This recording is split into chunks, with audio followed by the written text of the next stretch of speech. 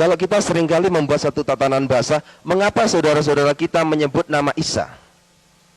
Ya. Kalau Isa jadi Yesus, ini sangat-sangat berbentangan. Kalau Abraham jadi Ibrahim, mungkin tidak menjadi masalah. Tapi kalau Isa jadi Yesus, ini sangat bermasalah. Tapi ketika kita memahami, masuk di dalam pembelajaran Torekot ke dalamnya, di sini kita akan memahami apa yang disebut Isa. Ya. Isa ini bukan nama. Isa ini adalah gelar.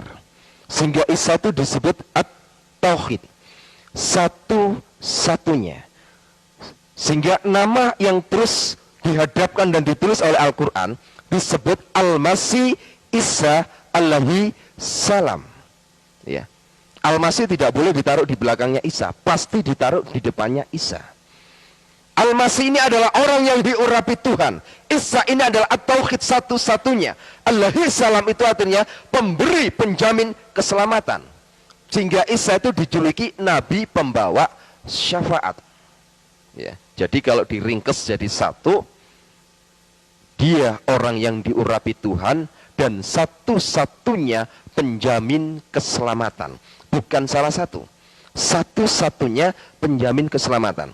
Di Indonesia ini dipercaya oleh saudara-saudara kita di Bani Kedar, itu ada 25 para nabi dan rasul. Dan hanya ada 2 gelar nabi, yaitu Isa dengan Muhammad. Isa punya gelar AS, Muhammad punya gelar SAW. Nah, tapi sayang di Indonesia, dari mulai zamannya Adam sampai turunnya Isa itu semua di belakangnya dikasih AS. Saya nggak mengerti bagaimana pola pemikiran di Indonesia. Saya nggak ngerti dia memakai paham yang bagaimana. Yang jelas gelar ini pengakuan seluruh umat Islam di dunia. 2 gelar ini hanya dimiliki 2 nabi. Ya. AS ini artinya Alaihi salam, pemberi penjamin keselamatan. Sehingga Yesus diberikan gelar Asyukru, perhiasan syafaat, pemberi jaminan keselamatan itu sendiri. Muhammad itu diberikan gelar SAW, Sallallahu Alaihi Wasallam. Artinya adalah peminta jaminan keselamatan. Ini perbedaannya. Sehingga Muhammad diberikan gelar Nabi pembawa salawat. Yang satu Nabi pembawa syafaat, yang satu Nabi pembawa salawat. Ya. Syafaat ini bergerak untuk memberikan doa kepada seluruh umat manusia. Salawat ini peminta doa bagi seluruh umat manusia. Ya. Setiap habis orang sholat, wajib hukumnya baca sholawat. Setiap orang habis ngaji, wajib hukumnya baca sholawat. Allahumma salli ala syedina Muhammadin wa ala ali syedina Muhammad ku anfusakum wa alinkum naro.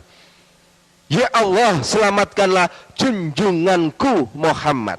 Wa ala alihi, selamatkan juga sanak kadang keluarganya. Ya. Wa sahbihi, selamatkan juga para sahabatnya. Ya.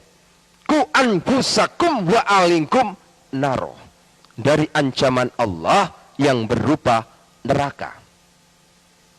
Jadi kita tinggal memilih, mau memilih nabi yang membawa syafaat atau mau memilih nabi yang membawa sholawat. Tinggal kita memilih, dan kita menawarkan kepada umat manusia, bukan menawarkan agama. Agama tidak bisa menyelamatkan manusia, tapi kita tawarkan, mau meneruskan, mengikuti teladan junjungan yang akan memberikan jaminan keselamatan itu sendiri, atau meminta jaminan keselamatan itu sendiri. Kita sendiri belum tentu selamat, bagaimana kita bisa mendoakan sang pemimpin? Ya. Jadi hadirnya sholawat itu ada riwayatnya sendiri. Ketika Muhammad pada usia 61 tahun, Muhammad tidak bisa mendeteksi racun yang masuk di dalam tubuhnya. Ya. Karena Muhammad diracun oleh istrinya sendiri. Jadi yang meracuni Muhammad waktu itu adalah istrinya sendiri. Istri yang ke-17. Jadi istrinya Muhammad itu total semua 22. Istri yang ke-17 ini meracuni dia. 2 tahun. Kata orang Jawa ini digawe kembang amben. Mati gak mati, urip gak urip, mudune surat Yasin. Ya. Mudune surat Yasin. Kita melihat sekarang saudara-saudara kita, ketika mereka melihat orang sakit, orang lagi nazah, orang yang lagi sekarat, pasti diturunkan surat Yasin. Jadi surat Yasin dibaca, membuat satu pernyataan, lek mati lang mati yo, lek urip lang uripo.